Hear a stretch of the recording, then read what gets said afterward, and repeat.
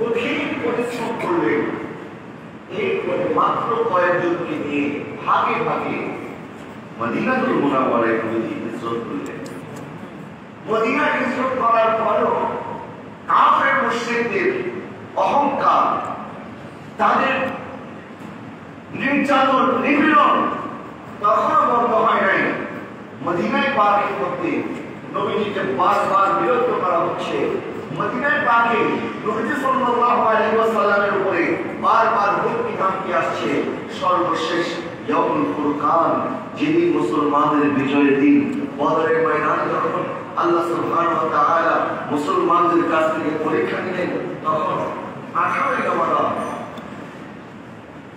16 রমাদান, তখন উমাইয়া মদিনায় পাকে আসলে মুসলমানদের অবস্থা বোঝার জন্য, যে মুসলমানরা কি নিয়ে যুদ্ধ করতে যাচ্ছে। তো মুসলমানদের হাতে ছিল মাত্র 2টা তলোয়ার। কয়টা? 80টা উট ছিল, কয়েকটা মাত্র ঘোড়া ছিল, সংখ্যা ছিল মাত্র 313 জন।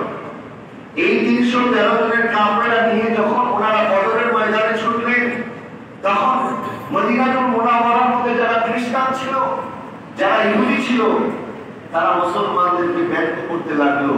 কি ব্যাপার, ওই দিন দিয়ে মক্কা থেকে তোমাদের উপরে হাজার হাজার মানুষ আক্রমণ করবে, আর তোমরা সামান্য তলোয়ার নিয়ে, সামান্য কয়েকটা জিনিস নিয়ে, সামান্য উট নিয়ে তোমরা যাচ্ছ তাদের মোকাবেলা করার জন্য। তোমরা তো কোনোদিনও তাদেরকে মোকাবেলা করতে পারবে না। আমার কথা থেকে আপনাদের মনোযোগ আছে তো? কোনো কষ্ট হচ্ছে না তো বুঝতে? যদি আমি চিরাঙের ভাষা বুঝি না, কিন্তু আমার ভাষা আশা করি সবাই বুঝতেছে, কোনো বুঝতে অসুবিধা হচ্ছে না? এর হাতে আমার কথা একটু জবাব দিবেন, যেন আমি বুঝতে পারি আপনার আমার কথা বুঝছেন। আর আমি বলবো একা একা, আপনার চুপ করে থাকবেন, এটাও তো সুন্দর দেখায় না। কারণ আমি আসছি কষ্ট করে, আপনারা কষ্ট করে আসছেন, তো আমি অর্ধেক বলবো, আপনারা অর্ধেক বলবেন। রাজি আছেন ইনশাআল্লাহ? আমার দয়াল নবী সাল্লাল্লাহু আলাইহি ওয়াসাল্লাম যখন রওনা করলেন, সাহাবায়ে কেরামের ভিতরে এমন ঈমানি জজবা ছিল, তাদের হাতে তলোয়ার ছিল না, তারা খেজুরের ডাল নিয়ে রওনা হয়েছে তলোয়ারের মোকাবেলা করার জন্য। যখন উমাইর আসলেন দেখার জন্য, এবং সেই গিয়ে বদরের ময়দানে মুসলমানদের অবস্থা আবু জেহেলের কাছে বর্ণনা করছে। আবু জেহেলকে বলছে, আমি মুসলমানদের যে অবস্থা দেখেছি, তারা সংখ্যায় মাত্র 313 জন, তাদের সাথে মাত্র 70টা উট আছে, হাতে গোনা কয়েকটা তলোয়ার আছে, কয়েকটা মাত্র ঘোড়া আছে। তাদেরকে হারানো তোমাদের জন্য কঠিন কোনো কাজ হবে না। তখন আবু জেহেল সে এমনি অহংকারী ছিল, এই আবু জেহেল অহংকার বশত আরো বলে ফেলল, আমি আগেই বলেছিলাম তাদেরকে দমন করার জন্য 1000-এর বাহিনী নিয়ে আমাদের আসার প্রয়োজন নাই, বরং আমাদের যুদ্ধ করার প্রয়োজন নাই। তোমরা কিছু রশি নিয়ে আসো, কালকে এই 313 জনকে রশি দিয়ে বেঁধে মক্কার মুকাররমায় মক্কাতে নিয়ে যাওয়া হবে, এবং মানুষকে দেখা দেওয়া হবে, দেখো কত বড় অবস্থা, কত বড় স্পর্ধা তাদের। তারা আমাদের 360 খোদার বিরুদ্ধে যুদ্ধ করতে এসেছে, তাদের এক খোদার বিরুদ্ধে আমাদের 360 খোদা আছে, তাদের এক খোদা দিয়ে আমাদের 360 খোদা নিয়ে তারা মোকাবেলা করতে পারবে না। জোরে বলুন নাউজুবিল্লাহ। কিন্তু উমাইর বলছে, ওয়ালিমান রাআইতু ইয়া মাশারাল কুরাইশ, এ কুরাইশ, আমি তোমাদেরকে একটা জিনিস বলে আমি কি দেখে এসেছি, আল মানায়া তাহমিলুল বানায়া। আমি তোমাদেরকে যদিও বলেছি তারা সংখ্যায় কম, তাদের কাছে অস্ত্র নাই, তাদের কাছে উট নাই, তাদের কাছে ঘোড়া নাই, কিন্তু আমি দেখে এসেছি তারা যে উটগুলিকে নিয়ে এসেছিল, এই উটগুলির ভিতরে এমন ভাবে তারা দর্শন করছে মাটিকে, তোমাদেরকে না খেয়ে একটা উটও মদিনাতে ফিরে যাবে না। খবরদার, এই আবু জেহেল, তোমাকে আমি সতর্ক করছি, যদি জানে বাঁচতে চাও আজকে রাত্রেই বদর থেকে পড়ে। তখন মুসলমানের সংখ্যা ছিল মাত্র 300, আর কাফেরের সংখ্যা ছিল 1000। যেদিন ইয়াউমুল ফুরকান, বদরের ময়দানে যুদ্ধ শুরু হয় নাই, আমার নবী রাহমাতুল্লাহ আলাইহি এমন ভাবে আল্লাহর দরবারে কান্নাকাটি করছেন, এমন ভাবে সাজদা দিচ্ছেন, সাহাবায়ে কেরাম অবাক হয়ে গেলেন। আমার নবী সাজদা থেকে মাথা মোবারক উত্তোলন করছে না। আমার নবী আল্লাহকে বলছে, আল্লাহুম্মা ইদখুলি হাযিহিল ইসাবাতা লা তু'বাদ ফিল আরদি আবাদা। আল্লাহ, আপনার এই ইবাদত, আপনার এই বান্দাদেরকে আমি যে এখানে নিয়ে হাজির হয়েছি, আমার সাথে মাত্র 313 জন আছে। ইয়া রাব্বে বারিক তাআলা, আমি মক্কার মুকাররমায় এত নির্যাতন সহ্য করে করে আমি এক এক করে আবু বকরকে, এক এক করে ওমরকে, এক এক করে হামজাকে আমি এইভাবে তাদেরকে মুসলমান করেছি। ইয়া রাব্বে বারিক তাআলা, আমি তায়েফের ময়দানে রক্ত আমার ঝরেছে, তায়েফের ময়দানে মানুষ আমাকে পাথর নিক্ষেপ করেছে, এত কষ্ট করে করে মাত্র 313 জন আমি জমা করেছি। আল্লাহ, আজকে আমার উম্মত হিসাবে নয়, আমি চাই না তারা বাঁচুক চাই করুক, এটা আমার জন্য নয়, বরং আল্লাহ আপনাকে আমি বলছি, আমি আপনার কাছে এই দরখাস্ত করছি, এই 313 জনকে নিয়ে আমি এখানে হাজির হয়েছি, এই 313 জন যদি আজকে মারা যায়, আজকে যদি মারা পড়ে যায়, তাহলে এই জমিনে আপনার নাম নেওয়ার মতো আর কেউ থাকবে না।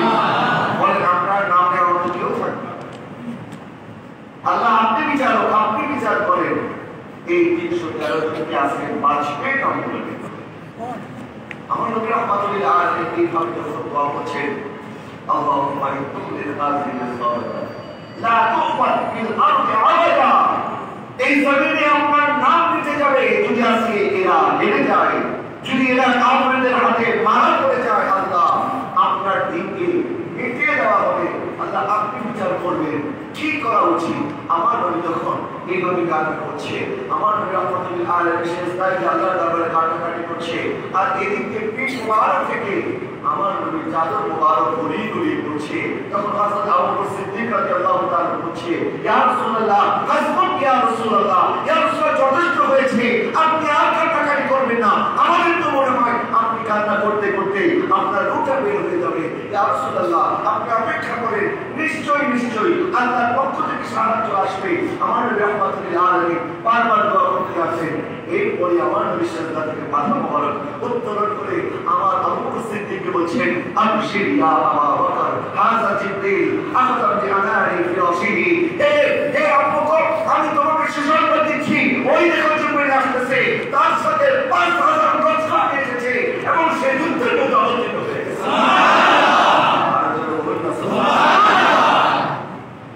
যুদ্ধ শুরু হয়ে গেল, মুসলমানরা বিজয়ী হলো, আল্লাহর পক্ষ থেকে সাহায্য আসলো, হক এবং বাতিল পার্থক্য হয়ে গেল।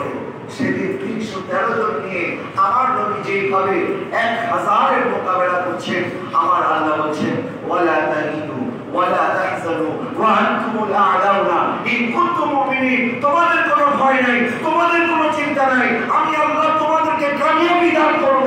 সত্য হচ্ছে, কন্ডিশন হচ্ছে তোমাদেরকে ঈমানদার হতে হবে। কি হতে হবে? সেদিন শক্তি কাদের বেশি ছিল? কাফেরদের না মুসলমানের? কাফেরদের শক্তি বেশি ছিল। তাদের হাতে অস্ত্র ছিল, তাদের হাতে ঘোড়া ছিল, তাদের হাতে উট ছিল, তাদের সাথে নারীরা এসেছিল, তারা জোরে জোরে গান বাজনা করে করে ওই কাফেরদেরকে উৎসাহিত করছিল। আর এদিকে মুসলমানরা রোজা অবস্থায় রোজা রেখে তারা বদরের ময়দানে হাজির হয়েছে। একটা খেজুর খেয়ে তারা সেহরি করেছে, ওই খেজুরের বীজটা পকেটে রেখে দিয়েছে, যেন খেজুরের বীজটা শিশু উত্তাল। আরো জোরে বলুন না সুবহানাল্লাহ। আমরা আজকে কেন কামিয়াব হতে পারছি না? আজকে সারা পৃথিবীতে দেখেন মুসলমানদের উপরে যে নির্যাতন, নিপীড়ন, যে অত্যাচার, যে জুলুম পৃথিবীর ইতিহাসে এত নির্যাতন, নিপীড়ন মুসলমানদের উপরে হয়েছে, আমার মনে হয় 1400 বছরের ইতিহাস খুঁজতে পাওয়া যাবে না। একটা দেশ সেখান থেকে 15-20 লাখ মুসলমানকে মেরে আমাদের দেশে পাঠিয়ে দিয়েছে। কথা বলেন ঠিক না? আজকে আপনি পরিস্থিতি দেখেন, আপনার যখন বাকিং প্যালেসের মধ্যে ইংল্যান্ডে যখন রানী একটা কুকুর মারা যায়, পোষা বিড়াল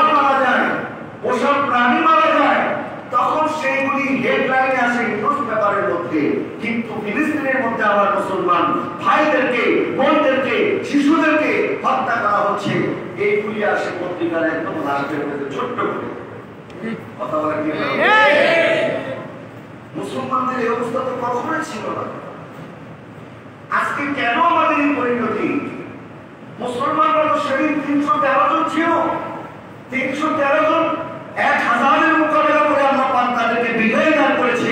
সেদিন তারাও মুসলমান ছিল, আজকে আমরাও তো মুসলমান। তাহলে বোঝা গেল তারাও মুসলমান, আমরাও মুসলমান, কিন্তু আমাদের সাথে তাদের পার্থক্য হচ্ছে তারা ইমানদার ছিল, আমরা এখনো ইমানদার হতে পারি।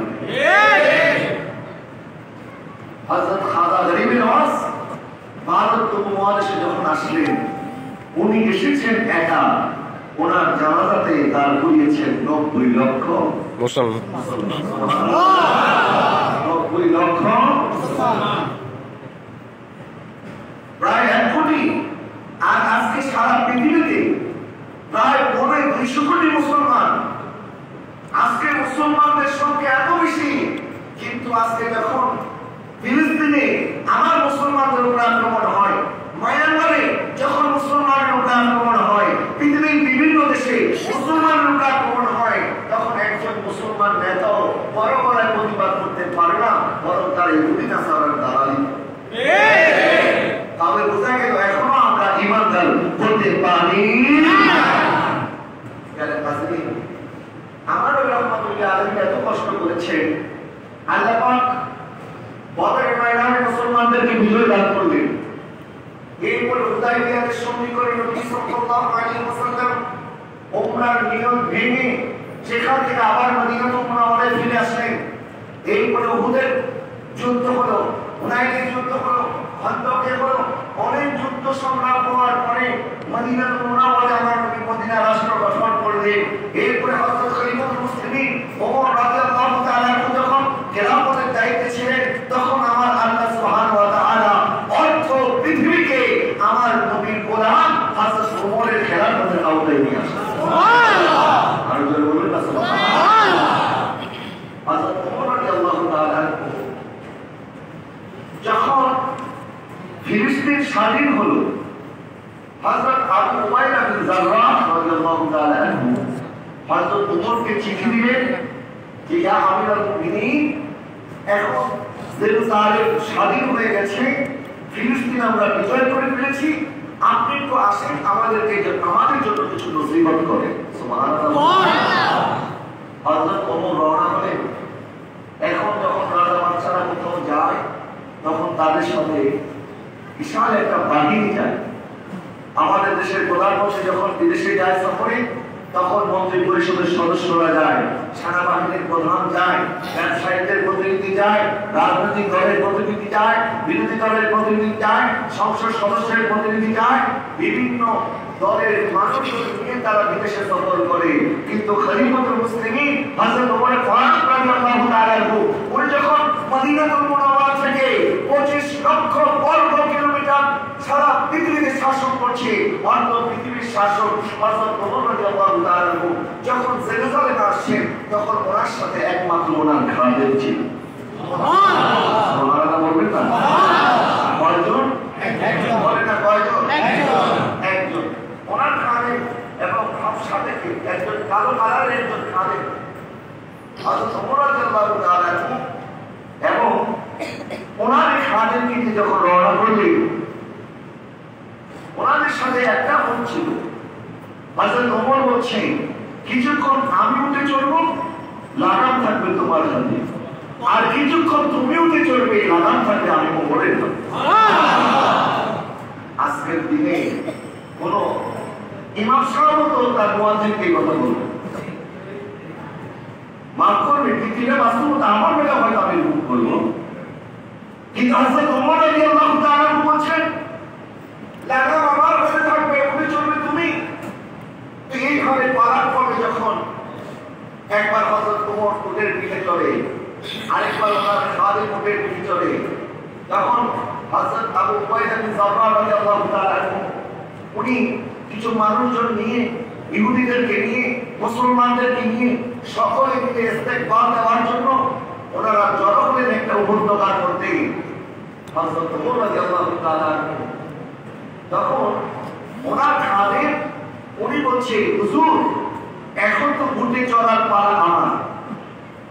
হযরত ওমর যখন নেমে গেলেন, ওনার খাদেমের উঠে চড়ার পালা আসলো।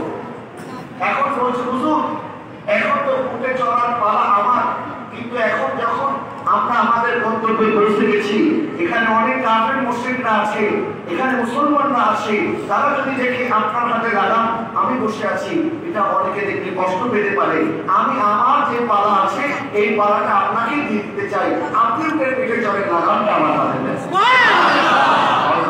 বলে না, যে নিজাম চলছে, যে নিয়মে এতক্ষণ যেমন চলে আসছে, এই নিয়ম পরিবর্তন করা যাবে না।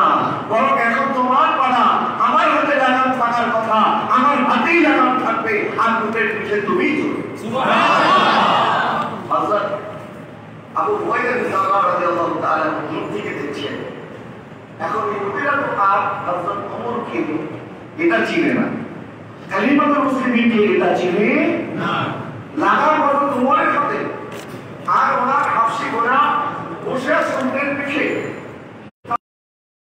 ইহুদিরা বলা শুরু করলো, কি ব্যাপার, আমরা তো ভেবেছিলাম মুসলমানদের মুসলমানদের যে নেতা, মদিনাতুল মুনাওয়ারার যিনি প্রধান, আমিরুল মুমিনিন, খলিফাতুল মুসলিমিন, উনি দেখতে অনেক সুন্দর হবে, দেখতে অনেক ফর্সা হবে, দেখতে অনেক সুন্দর লাগবে, কিন্তু আমরা তো দেখতেছি তিনি একজন কালো কোন মোটা মোটা, তার থেকে তো তার গোলাম যার হাতে লাগাম সে দেখতে বড় সুন্দর, তার থেকে তো তার গোলাম সুন্দর। হযরত আবু উমাইয়া ইবনে জাফর রাদিয়াল্লাহু তাআলা বলছে, এই ইহুদিরা তোমরা ভুল করছো, যাকে তোমরা গোলাম বলছো তিনি গোলাম নন, বরং তিনি আমাদের ইমাম। এই ছিল নবীর গোলামের আদর্শ। আর আমাদের অবস্থা কি? আমরা মনে করি আমাদের আশেপাশে যদি স্লোগান না দেয় আমরা বুঝি বড় হুজুর হতে পারবো না। আমরা নেতারা মনে করি আমার পিছনে যদি দর্শক না থাকে আমি মনে হয় কোনোদিন নেতা হতে পারবো না। মনে রাখবেন, এই নেতাগিরি আর এই বাহাদুরি 5 বছরের বেশি দিনের নয়। কয় বছরের? 5 বছরের। কয় বছরের? 5 বছরের। আমাদের দেশে একজন রাজা ছিল, 9 বছরের রাজা, 10 বছরের সাজা, 2 বছর আসিল জেলখানায় বাজা। এর হাজরিন, দুনিয়ার রাজত্ব আজকে আছে, কালকে নাই। কিন্তু হযরত ওমর রাদিয়াল্লাহু তাআলা যে আদর্শ, এই আদর্শ শিখেছে আমার নবী থেকে। লাকাদ কানা লাকুম ফি রাসূলিল্লাহি উসওয়াতুন হাসানাহ। এই আয়াত আপনি আমি জীবনে একবার দুইবার নয়, 1000 বার শুনেছি। 1000 বার শোনার পরে আমরা আমল করতে পারি নাই। হযরত ওমর এই আদর্শ কোত্থেকে শিখেছেন? হযরত ওমর আমার নবী থেকে শিখেছেন। যখন আমার নবী রাহমাতুল্লাহ আলাইহি মক্কাতুল মুকাররমা থেকে মদিনাতুল মুনাওয়ারায় আসলেন, তখন মদিনাবাসীরা কনফিউজ হয়ে গেল, কোনটা নবী আর কোনটা নবী সাহাবা। হযরত ওমর, হযরত আবু বকর এবং আমার নবী রাহমাতুল্লাহ আলাইহি দুইজন দুইটা উটের পিঠে চলে। আমার নবীর উট মুবারকের নাম ছিল আববা। আমার নবীর উট মুবারক এবং হযরত আবু বকর সিদ্দিক রাদিয়াল্লাহু তাআলা উট মুবারক দুইজন দুইটা উটে যখন চলে আসছে, তখন সবাই কনফিউজ হয়ে গেল কোনটা নবী আর কোনটা নবীর সাহাবী। তখন হযরত ওমর রাদিয়াল্লাহু তাআলা, হযরত আবু বকর সিদ্দিক রাদিয়াল্লাহু তাআলা আনহু এই বিষয়টা বুঝতে পেরে উনি একটু পিছিয়ে চলে আসলেন, মাথাটা একটু ঝুঁকিয়ে দিলেন এবং ইয়া রাসূলুল্লাহ বলে সম্বোধন করলেন। তখন সবাই বুঝতে পারলো এই হচ্ছে রাহমাতুল্লাহ। কিন্তু আমরা যখন চলি দেখবেন অনেকে আছে 5 জন 7 জন রাস্তা দিয়ে যখন চলে তখন একজন কিন্তু আগে আগে চলে, মানে আমি একটু এদের চাইতে আলাদা, এদের চাইতে একটু বড়, এরকম অনেকে বোঝায় কিনা? আমার বলেছি এটা সুস্পষ্ট ভাবে অহংকার। অহংকার করা, অহংকার আল্লাহ চালো, অহংকার কার চালো? আল্লাহ। কেন হাজির, আমি বলছিলাম হযরত ওমর রাদিয়াল্লাহু তাআলা যখন জেরুজালেমে আসলেন সবাই নিয়ে বসলেন। বসার পরে হযরত ওমর রাদিয়াল্লাহু তাআলা এমন একটা খুতবা দিলেন, এটা খুব গুরুত্বপূর্ণ আমাদের জন্য।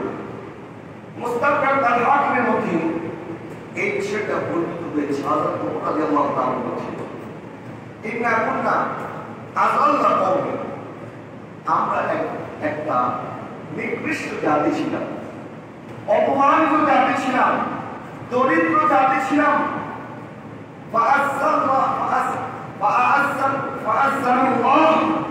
ইসলাম আর ইসলামকে আল্লাহ পাক আমাদেরকে দাবি করে দিয়েছে। ইসলাম আল্লাহ পাক ইসলাম দিয়ে আমাদেরকে মর্যাদাবান করেছে। ইসলাম যদি আমাদেরকে না দিত, আমরা যদি নবীর উম্মত না হতাম, তাহলে দুনিয়াতে আমাদের কোনো মর্যাদা, ইজ্জত, সম্মান আমাদের থাকতো না। আমাদেরকে ইজ্জত দিয়েছে আমার নবীর গোলাম হওয়ার কারণে। এই জন্য এক বন্ধু সাহেব বলেছেন, इस करम का करो शुक्र कैसे आता, इस करम का करो शुक्र कैसे आता, जो करम मुझ पे मेरे नबी कर दिया। इस करम का करो शुक्र कैसे आता, इस करम का करो शुक्र कैसे आता, जिस करम मुझ पे मेरे नबी कर दिया। मैं सजाता हूँ सरकार की महफिले, मैं सजाता हूँ सरकार की महफिले, मुझको हर गम से रब ने बरी कर दिया। इस करम का करो शुक्र कैसे अदा, इस करम का करो शुक्र कैसे अदा, जो करम मुझ पे मेरे नबी कर दिया।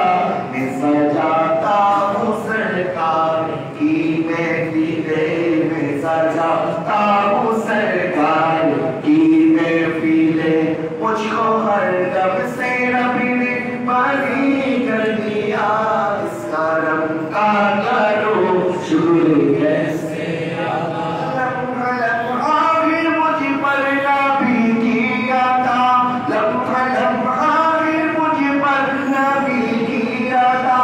दोस्तों और मांगों में मौला से क्या, दोस्तों और मांगों में मौला से क्या, क्या ये गम है कि मेरे खुदा ने मुझे, क्या ये गम है कि मेरे खुदा ने मुझे अपने महबूबे का उम्मती कर दिया।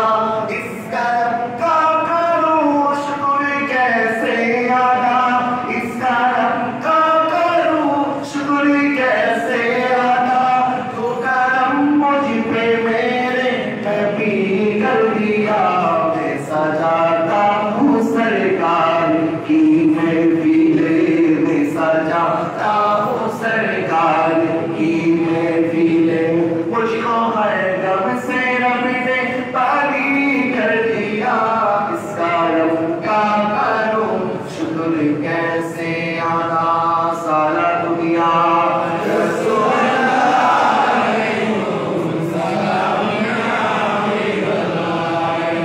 सारा दुनिया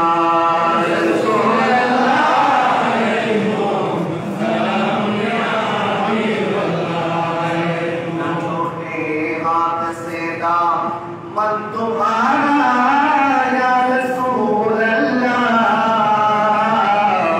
हमेशा ये रहेगा ये सहारा या रसूल अल्लाह। सारा दुनिया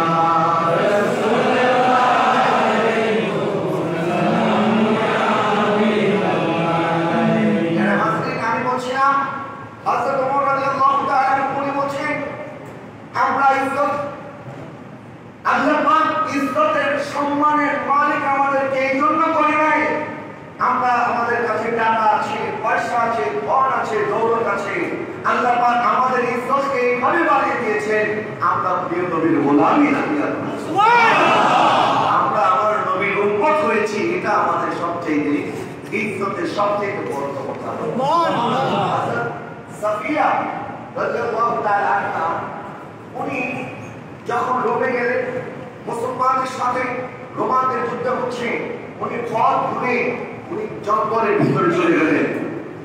জঙ্গলের ভিতরে যখন গেলেন তখন একটা বাঘ ওনার সামনে চলে আসে। আল বিদায়া ওয়াল নিহায়া পড়তে এবং বায়াত শরীফের মধ্যে এই হাদিস এসেছে। হযরত সাফিয়া উনি যখন ওই জঙ্গলে চলে গেল, দেখলেন একটা বাঘ ওনার সামনে। ওই বাঘ তেড়ে আসছে, ওনাকে কামড় দেবে। তখন হযরত সাফিয়া রাদিয়াল্লাহু তাআলা আনহা উনি বলছেন, ইয়া আবাল হারিস আনা সাফিনা মাওলাই রাসূলুল্লাহ সাল্লাল্লাহু আলাইহি ওয়াসাল্লাম। এর বাঘ আমি সাধারণ কেউ নই, আমি হচ্ছে আমার নবীর গোলাম সাফিয়া। সুবহানাল্লাহ, আর জোরে বলুন সুবহানাল্লাহ। তখন এই কথা বলতে দিদি ওই বাঘ মাথা নিচু করে একটু আওয়াজ করতে করতে চলে গেল। মনে করছে ওই বাঘ বলছিল, সাফিয়া তুমি যখন নবীর গোলাম, আমি নবীর গোলামের গোলাম। এই জন্য আল্লামা ডক্টর ইকবাল বলেছেন, কি মোহাম্মদ সে ওয়াফা तूने तो हम तेरे हैं, ये जहां चीज़ है क्या लोग कलम तेरे हैं। আর আমাদের কবি কাজী নজরুল ইসলাম কি বলেছেন, আল্লাহ কে যে পাইতে চায় হাসরতকে ভালোবেসে, আল্লাহকে যে পাইতে চায় বলো, আল্লাহকে যে পাইতে চায় হাসরতকে ভালোবেসে, আরশ কুরসি লৌহ কালাম, আরশ কুরসি লৌহ কালাম না চাহিতে পেয়েছে, হাসরতকে ভালোবেসে, আল্লাহকে যে পাইতে চায়। আল্লাহ বলছেন, আল্লাহ বলছেন, আল্লাহকে যদি রাজি করতে চাও নবীর হয়ে যাও, লৌহ তোমার হয়ে যাবে, কলম তোমার হয়ে যাবে। অর্থাৎ কলম তোমার হাতে দিয়ে দেওয়া হবে, বলবে লেখো তোমার তাকদীর, তোমার কি সন্তুষ্টি আছে, তুমি যেরকম করে চাও আমি কলম সেরকম করে দেব। তোমার সন্তুষ্টি করে দিবে। এর হাজির এই ইজাজ, এই সম্মান আল্লাহ পাক আমাদেরকে দিয়েছে কার খাতিরে? নবীর খাতিরে। বলেন না কার খাতিরে? নবীর খাতিরে। আমরা ইমানদার, আমরা মুসলমান। মুসলমানদের কয়েকটি আলামত আছে, মুসলমানদের কয়েকটি বৈশিষ্ট্য আছে। ইবনে মাজাহ শরীফের হাদিস, নবী করিম সাল্লাল্লাহু আলাইহি ওয়াসাল্লাম বলেছেন, লিকুল্লি দীনিন খুলুকান ওয়া খুলুকুল ইসলাম আল হায়া। প্রত্যেকটা দিনের একটা বৈশিষ্ট্য আছে, একটা স্বভাব আছে। আর আমার দিন, আমার ইসলামের একটা স্বভাব হচ্ছে ইসলাম লজ্জাশীলতাকে। মুসলমানরা কখনো বেহায়া হয় না, পেট পারোয়া হয় না, তারা সবসময় লজ্জাশীল। মুসলমানরা কি হয়? লজ্জাশীল। কিন্তু আমার দিকে আমরা লক্ষ্য করি, আমাদের ঘরের মধ্যে, আমাদের বাড়ির মধ্যে মাও বসে আছে, সন্তানও বসে আছে, বাবাও বসে আছে। মা সন্তানকে লজ্জা পায় না, সন্তান মাকে লজ্জা পায় না। যেই লজ্জা মুসলমানদের অলংকার, যেই লজ্জা মুসলমানদের ভূষণ, যেই লজ্জা মুসলমানদের ঈমানের অংশ, আজকে আমার কাছে, আপনার কাছে ওই লজ্জা নাই। আমাদের কাছ থেকে এই অলংকার ছিনিয়ে নেওয়া হয়েছে। কথা বলেন ঠিক না? আজকে দেখবে, আগে যখন মুরব্বীদেরকে কেউ দেখত তখন হাতে সিগারেটটা থাকলে পিছনে নিয়ে যেত, লুকায় ফেলত। আর এখন মনে হয় সিগারেটের ধোঁয়াটা আরো পাল্টা মুরব্বীদের মুখে করতে পারে। এরকম আছে না? আগে আমরা দেখেছি, আমরা ছোটবেলায় মুরব্বীদেরকে দেখলে আগে সালাম দিতাম, কিন্তু এখন আমাদের ভাইরা মনে করে মুরব্বীদেরকে কি সালাম দেবে, মুরব্বীরা আমাদের সাথে এরকম মনে করে না। এটা আসলে আদব কায়দা, যেটা দিনের মূল। আমাদের বলছে তার দিন কুল্লু আদব, দিনটা পরিপূর্ণ একটা আদবের নাম। দিনটা কিসের নাম? আদবের নাম, শ্রদ্ধার নাম। এই দিনের মধ্যে শ্রদ্ধাকে এতটা মর্যাদা দেওয়া হয়েছে, আদবকে, লজ্জাকে, লজ্জাশীলতাকে আমার বলছে আল হায়া মিনাল ঈমান, লজ্জা ঈমানের একটা অংশ। শুধু এটা নয়, আমার বলছে আল হায়া ওয়াল ইসলাম কুরিনা জামিআন, লজ্জাশীলতাকে এবং ইসলামকে একটা আরেকটার সাথে এইভাবে লেগে আছে। আল হায়া ওয়াল ঈমান কুরিনা জামিআন, লজ্জাশীলতা এবং ঈমান একটা আরেকটার সাথে এইভাবে জড়িত। যদি লজ্জা চলে যায় তার ঈমানও চলে যায়। নাউযুবিল্লাহ বলেন। যার লজ্জা নাই তার ঈমানও নাই। কিন্তু আজকে কি হচ্ছে?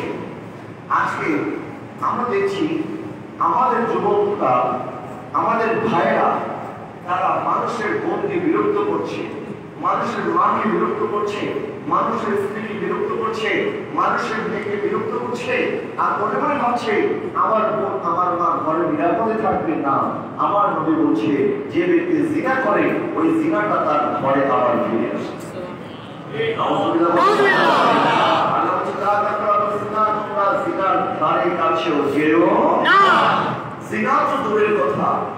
বরং একজন বেগানা মহিলার দিকে আপনি চোখ তুলে তাকাতে পারবেন না। চোখ তুলে তাকানোটা ইসলাম বৈধতা দেয়নি। ইসলাম যেভাবে নারীকে পর্দার মধ্যে থাকার জন্য হুকুম করেছে, ঠিক একইভাবে একজন পুরুষকে হুকুম করেছে পুরুষ যেন তার দৃষ্টিকে সংযত করে।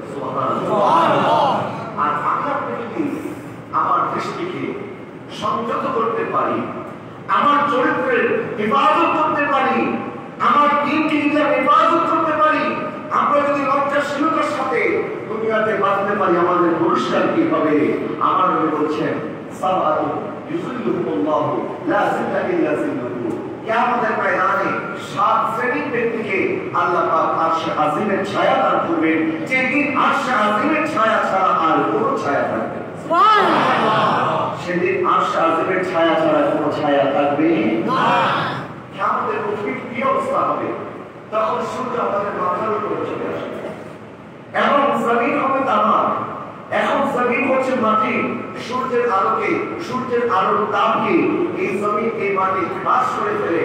কিন্তু কিয়ামতের ময়দানে ওই সূর্যের আলোর তাপ জমিন গ্রাস করবে না, বরং ওই তামা আরো গরম হতে থাকবে, সূর্য মাথার উপরে থাকবে।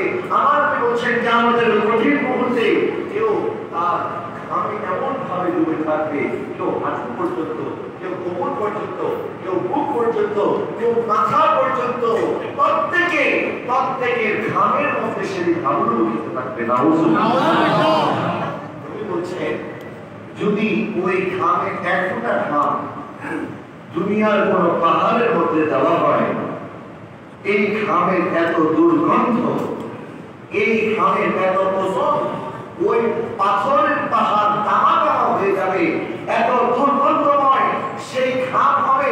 আর ওই ঘামের মধ্যে মানুষরা, গুনাহগাররা একে অপরে ওই ঘামের মধ্যে হাবুডুবু খেতে থাকবে। আর ওই কঠিন মুহূর্তে আমার আল্লাহ 7 শ্রেণীর মানুষকে, 7 শ্রেণীর মুসলমানকে ডাক দিয়ে বলবে, এই মুসলমানরা, তোমাদেরকে ঘামের মধ্যে হাবুডুবু খেতে হবে না, আসো আমার রহমতের ছায়ার নিচে, আসো আমার আরশে আজিমের ছায়ার নিচে। ওই 7 শ্রেণীর ব্যক্তির এক শ্রেণী হচ্ছে যখন ইদা দাআতহু ইমরাআতু যাতু মানসাবিন ওয়া জামালিন, যখন কোন নারী কোন পুরুষকে গুনার জন্য দাওয়াত করে, অথবা কোন পুরুষ কোন নারীকে গুনার জন্য দাওয়াত করে। আজকে আমরা দেখছি আমাদের সমাজের মধ্যে বেহায়াপনা, অশ্লীলতা এবং লিভ টুগেদার নামে যে অপসংস্কৃতি আমাদের মধ্যে চালু হয়েছে। আজকে আমাদের বোনদেরকে যদি কেউ ধর্ষণ করে, তখন আমাদের কলিজার মধ্যে আঘাত লাগে কিনা? লাগে। পরে লাগে কি লাগে না? আমার বোনকে যদি ধর্ষণ করা হয়, আমি যেইভাবে বুকের মধ্যে আঘাত পাবো, আমার বোন যদি পর পুরুষের সাথে স্বেচ্ছায় মেলামেশা করে,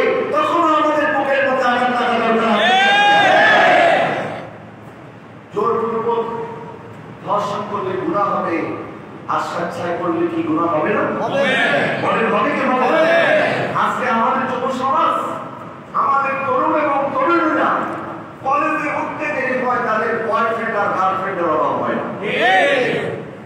অনেক জায়গায়, আমি বলছি না এরকম হয়, অনেক জায়গায় আমরা দেখেছি যে স্বেচ্ছায় মেলামেশা হয়েছে, পরবর্তীতে যখন ব্রেকআপ হয়ে গেছে তখন ওই মেয়ে তার বিরুদ্ধে রেপের দর্শনের অভিযোগ এনেছে।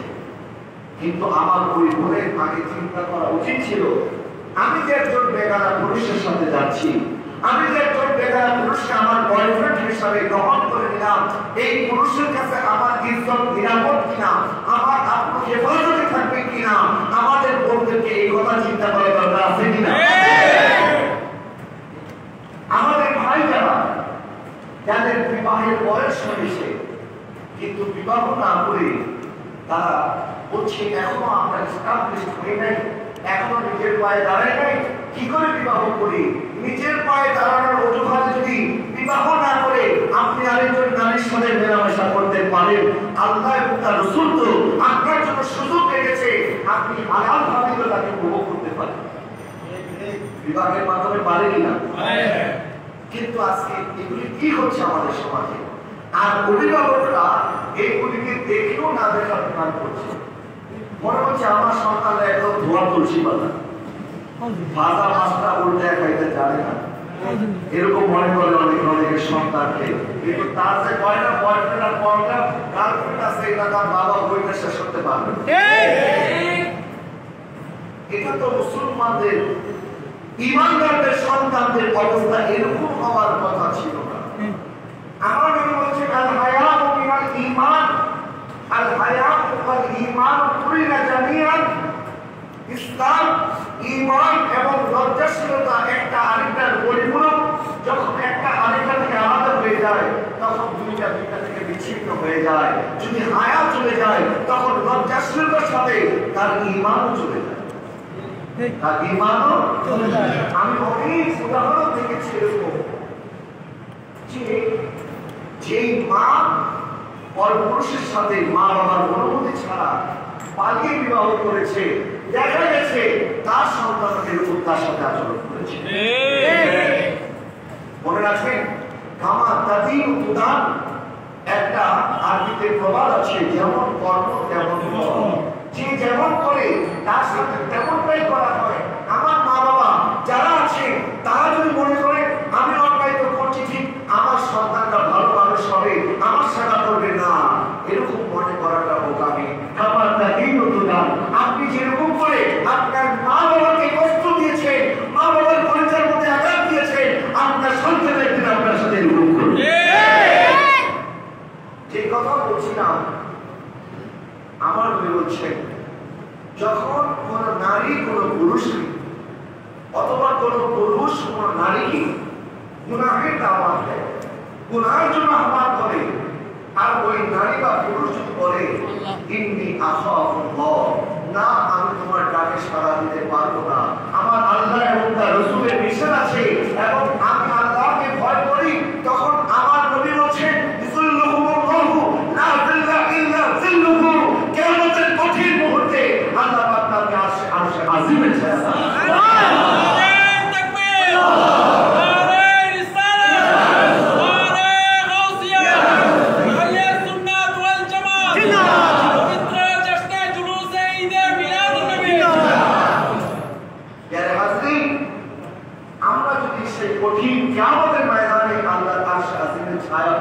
দেন। আমাদের নজরকে ইবাদত করতে হবে, আমাদের চরিত্রকে ইবাদত করতে হবে, আমাদের আব্রুকে ইবাদত করতে হবে, আমাদের চরিত্র পরিচয় কোন কালেমা না লাগে। মনে রাখবেন, আমরা গুনাহগার হতে পারি, সিয়ারগার হতে পারি, নালায়েক হতে পারি, কিন্তু আমাদের একটা আইডেন্টিটি আছে, আমাদের একটা পরিচয় আছে, আমাদের একটা মর্যাদা আছে। আমরা আমার প্রিয় নবীর উম্মত, আমরা প্রিয় নবীর আমাদের বৈশিষ্ট্য। নবীর উম্মত কোনদিন কারো হক নষ্ট করতে পারে না। নবীর উম্মত কোনদিন কোনো বড়ের ইজ্জত দিয়ে খেলা করতে পারে না। বরং আমরা তো বলি ইয়া রাসূলুল্লাহ, আপনার দিনকে বাঁচানোর জন্য চাই নদী ও শখিলত সব তো বদি কে পৌঁছে।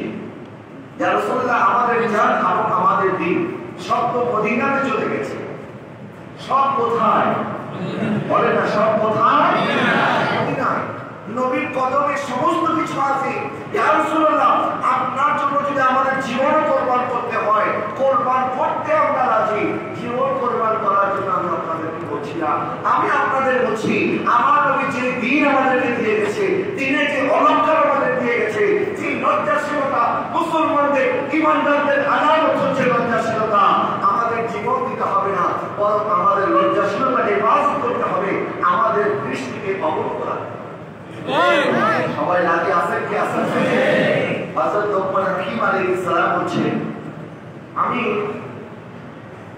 অনেক নবী রাসূলদের সাথে চলেছি, নবী রাসূলদের বিভিন্ন কথা আমি লিখে রাখতাম।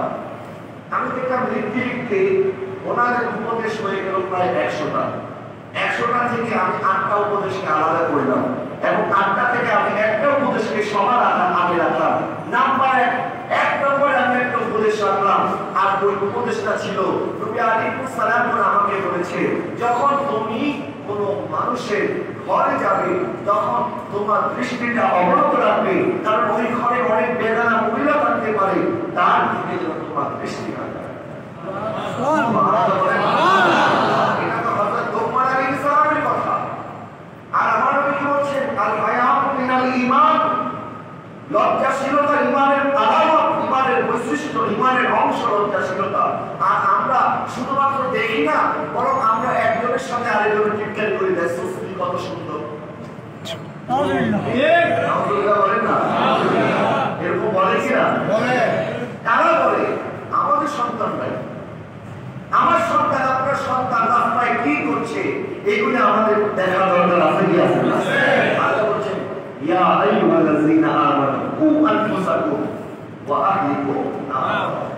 হে ঈমানদারগণ, তোমরা জাহান্নামের আগুন থেকে বাঁচো, নিজেকে বাঁচাও এবং নিজের পরিবারকে বাঁচাও।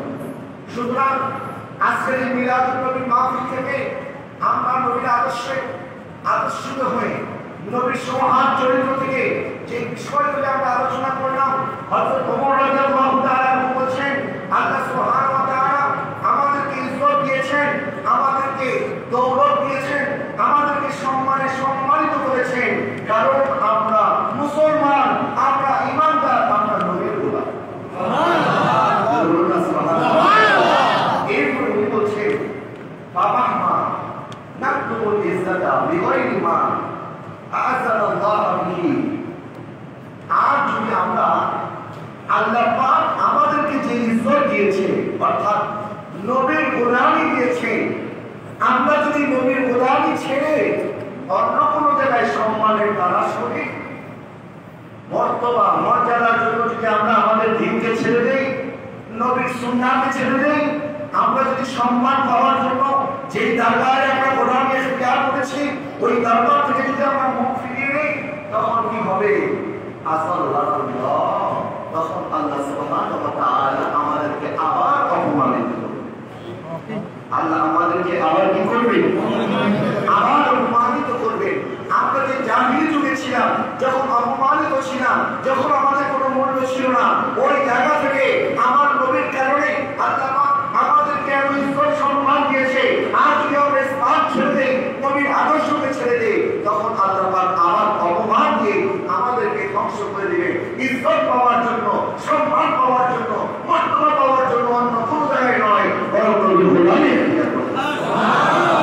সুতরাং আমরা যদি মনে করি ইসলামের চাইতে ওয়েস্টার্ন কালচার আমাদের জন্য ভালো, আমি তাদেরকে বলবো, আমার বড় ভাইজান আপনাদের এলাকার দুই সন্তান আল্লামা ডক্টর শাইখ সাইফুল আজম বাবুল আল-আজহারি এই এলাকারই সন্তান, এবং আমি মনে করি আল-আজহার বিশ্ববিদ্যালয় থেকে বাংলাদেশের পক্ষে যারা যারা পড়াশোনা করে এসেছেন বাংলাদেশে, এদের মধ্যে দুই একজন যাদেরকে আমরা আজহারি যারা আছি আমরা আমাদের আইডল মনে করি, আইকন মনে করি, আদর্শ মনে করি, অনুপ্রেরণা মনে করি, এরকম দুই একজন যারা আছে তাদের মধ্যে আল্লামা ডক্টর সাইফুল আজম বাবুল আল-আজহারি আছে। আপনি আপনাদের এলাকার সন্তান, আপনার সৌভাগ্যবান, এমন একজন স্কলার আপনাদের এর হাসিন আমার বড় ভাইজান উনি লন্ডনে থাকেন, যদিও উনি লন্ডনে থাকেন কিন্তু আমি জানি ওনার মনটা বাংলাদেশে পড়ে থাকে, ওনার মনটা আশিকের রাসূলের সাথে লেগে থাকে। এই জন্য এত ব্যস্ততার মধ্যেও আমাদেরকে উনি অনলাইনের মাধ্যমে অনেক সময় দেন, বিভিন্ন পরামর্শ দেন, বুদ্ধি দেন। আল্লাহ পাক ভাইজানের এলেমের মধ্যে হায়াতের মধ্যে বরকত দান করুন। আমি ওয়েস্টার্ন কালচারের কথা বলছি না, আপনি যদি ওয়েস্টার্ন কালচারকে ফলো করে মনে করেন আমরা যদি ইহুদি নাসারাকে ফলো করি আমাদের ইজ্জত সম্মান বুঝি পারবে, না না না, আপনি দেখেন সেখানে খবর নিয়ে যারা লন্ডন আমেরিকাতে থাকে সেখানে সন্তানরা বাবা মাকে মূল্যায়ন করে না, মা বাবা সন্তানকে ফেলে চলে যায় সন্তানদের খবর নেয়। কথা বলে ঠিক না? আমার এক বন্ধু থাকে কুরিয়ায়, সে কুরিয়া থেকে আমাকে বলছে এই জায়গার এই অবস্থা, যতদিন মানুষের শরীরে শক্তি থাকে হাতে টাকা থাকে তখনই সে ইজ্জতের সাথে এখানে বাঁচতে পারে। যখন তার হাতে টাকা ফুরিয়ে যায়, বয়স কমজোর হয়ে যায়, যখন সে শক্তিহীন হয়ে যায়, তখন তার সন্তানরা তাকে ঘরে আটকিয়ে একা রেখে তারা দূরে চলে যায়। দেখা যায় যে তার মামা পরে পচে করে সেই ঘরের মধ্যে পচে আছে। পুলিশ এসে তখন তাদের লাশগুলিকে নিয়ে যায়, লাশগুলিকে কবর দেওয়ার জন্য তার সন্তানরাও আসে না। কিন্তু ইসলাম আমাদেরকে কি শিখিয়েছে? আল জান্নাতু তাহতা আকদামিল উম্মাহাত। আমাদের শরীরের চামড়া দিয়েও যদি আমাদের মা বাবার হক আদায় করতে চাই, হক আদায় হবে না। আমার নবী বলছে জান্নাত যদি লাভ করতে চাও মা বাবার কদমে লুকিয়ে জান্নাত কোথায়? মা বাবার কদমে জান্নাত। এরা ইসলাম আমাদেরকে এই শিক্ষা দিয়েছে। হযরত ওমর রাদিয়াল্লাহু তাআলা একবার কে দিলেন, এখন এক সাহাবী আরজ করলেন হযরত ওমর আপনি কেন কাঁদছেন? কারণ আপনি তো অনেক বাহাদুর, অনেক শক্তিশালী, আপনার তো কান্নাকাটি করার কথা নয়। হযরত ওমর রাদিয়াল্লাহু তাআলা বলছে আমি এই জন্য কাঁদছি আমার ছোটবেলার কথা মনে পড়ে গেল। যুবকের আমি যখন যুবক ছিলাম আমার বাবা খাত্তাব আমাকে বলেছিল ওমর তোমাকে আমি একটা দায়িত্ব দিই, 5টা উট দিলাম, এই 5টা উট তুমি মরুভূমিতে নিয়ে চলাও। তখন 5টা উটকে আমি এক লাইনে এক কাতারে আমি দাঁড় করাতে পারি নাই। আমি যখন একটারে সোজা করি আরেকটা পিছে চলে যায়, আরেকটাকে সামনে আনলে আরেকটা পিছে চলে যায়। 5টা উট আমি ওমরের হাতে বশ মানে নাই, আমি ওমর 5টা উটকে নিয়ন্ত্রণ করতে পারি নাই। কিন্তু ওই ওমর ইবনুল খাত্তাব, ওই খাত্তাবের পুত্র ওমর যখন নবীর গোলামি ইখতিয়ার করেছি, আজকে আমার নবী রাহমাতুল্লিল আলামিন আমাকে দিয়ে 25 লক্ষ বর্গ কিলোমিটার জমিনে শাসন করাচ্ছে। সুবহানাল্লাহ।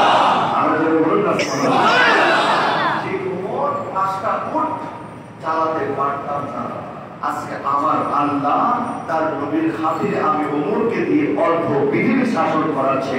এই ইজ্জত আমার হতো না, এই সম্মান আমি ওমরের হতো না যদি আমি হযরত ওমর আমার নবী রাহমাতুল্লিল আলামিনের গোলাম। তাহলে গোলামের মধ্যে মুক্তি পাওয়া যায়। আমরা নবীর গোলাম, এটা আমাদের সবচেয়ে বড় পরিচয়। আমরা নবীর উম্মত, এটা আমাদের সবচেয়ে বড়। কিন্তু গোলামের মতো গোলাম হতে হবে। ওয়াআনতুমুল আ'লাউনা ইন কুনতুম মুমিনিন। আমরা সেদিন কামিয়াব হতে পারবো যেদিন আমরা ঈমানদার হতে পারবো। আজকে এত মুসলমান আছি, তারপরেও আজকে আমাদের উপর এত জুলুম, এত নির্যাতন, এত নিপীড়ন। কারণ হচ্ছে যদিও আজকে আমরা ভারত উপমহাদেশে এত মুসলমান, এত ঈমানদার, এত মুসলমান আছি, কিন্তু ভারত উপমহাদেশে একজন খাজা গরিব নওয়াজের মতো ঈমানদার আমরা নাই। যদি খাজা গরিব নওয়াজের মতো ঈমানদার থাকতাম তাহলে ভারত উপমহাদেশে মুসলমানদের উপরে একটু আত্মজোরে কথা বলতে সাহস পেত না। কথা বলেন ঠিক আল্লাহ পাক আমাদেরকে ঈমানদার হয়ে কবরে যাওয়ার তৌফিক দান করুন। নবীর গোলাম হয়ে কবরে যাওয়ার তৌফিক দান করুন। আমিন। এবং এই ভারতের প্রেমী ঈদে মিলাদুন্নবী মাহফিল থেকে আমরা যখন ভারত মিলাদ মাহফিলে আসলাম আর গেলাম, কিছুই নিয়ে যেতে পারলাম না, কিছুই শিখলাম না, আমাদের জীবন পরিবর্তন হলো না, তাহলে মনে রাখবে এই মাহফিল করে করলাম। কথা বলে ঠিক হবে। আমাদের জীবন পরিবর্তন হচ্ছে কিনা? যখন আপনি ইবাদত করবেন, ইবাদত করার পরে যদি আরো ইবাদত করতে মনে চায়, যে এক ওয়াক্ত নামাজ পড়ছেন, আপনার মনে যাচ্ছে আবার জোহর নামাজ পড়ার পরে বারবার আপনার অন্তরে তাগাদা কখন আসরের ওয়াক্ত হবে, তখন মনে করবেন যে আপনার জোহর নামাজটা আল্লাহর দরবারে কবুল হয়েছে, যার কারণে আমার আল্লাহ আপনার ডাকটা আবার শুনতে চায়, যার কারণে আপনার অন্তরের মধ্যে আসর নামাজের জন্য তারা শুনতে চায়। ইবাদত করে যখন ইবাদতের প্রতি আপনার উৎসাহ জাগে, উদ্দীপনা জাগে, ওই ইবাদত করতে আরো মনে চায়, মনে করবেন তখন আপনার কথা আল্লাহর দরবারে কবুল হয়েছে। আর যদি ইবাদত করার পরে আসর নামাজ ঠিক মতো পড়লেন, এরপর নিয়ত করলেন আর এশার তার মসজিদে যাইতাম, তখন বুঝবেন আপনার জোহর নামাজটা কবুল হয়, আপনার নামাজ আল্লাহর দরবারে কবুল। ঠিক একইভাবে 12 দিন ব্যাপী ঈদ মিলাদুন নবী মাহফিল হচ্ছে, এই এলাকাবাসীর একটা নাজাতের ওসিলা হবে। এই এলাকা শুধু এলাকাবাসী নয়, এই এলাকার কবরবাসীর কবরের মধ্যে এখন ঈদ চলতেছে, আনন্দ চলছে, কারণ তাদের জন্য এই মাহফিলকে দোয়া করা। কিন্তু এই মাহফিল শেষ আর বাড়িতে ঘুমায় গেলেন, এরপরে আবার আগামী বছর রবিউল আউয়াল আসলে তখন জানলেন, তার মানে বুঝতে হবে আপনাদের এই মাহফিল আল্লাহর দরবারে কবুল হয় নাই, আপনার আশা দেওয়া কবুল হয় নাই। যদি এই মাহফিলের মাধ্যমে আপনাদের জীবন পরিবর্তন করা যায়, আপনার জীবনকে যদি মদিনার মধ্যে রাখাতে পারে, নবীর আদর্শে আদর্শবান হতে পারে, তখন বুঝবে আল্লাহ পাক আমাদের উপরে রাজি হয়েছে, আমাদের মাহফিল কবুল হয়েছে। আল্লাহ পাক এই মাহফিলকে কবুল করুক, আমিন। কিয়ামত পর্যন্ত এই মাহফিলকে জারি করুন, সাল্লাল্লাহু আলাইহি। এই মাহফিল কমিটি সহ অত্র এলাকার সকল মুসলিম ভাইরা, গাউসে কমিটির ভাইরা, আমার পীর ভাইরা, যে দরবারে আছেন, সকল সুন্নি মুসলমান ভাইদেরকে আমি ধন্যবাদ জানাচ্ছি, মোবারকবাদ জানাচ্ছি। আল্লাহ সুবহানাহু ওয়া তাআলা আপনাদের মেহমানদারি, আপনাদের মহব্বত, আপনাদের ইখলাস ও ওসিয়তকে কবুল করুক, আমিন। ওয়া আখিরু দাওয়ানা আনিল হামদুলিল্লাহি রাব্বিল আলামিন।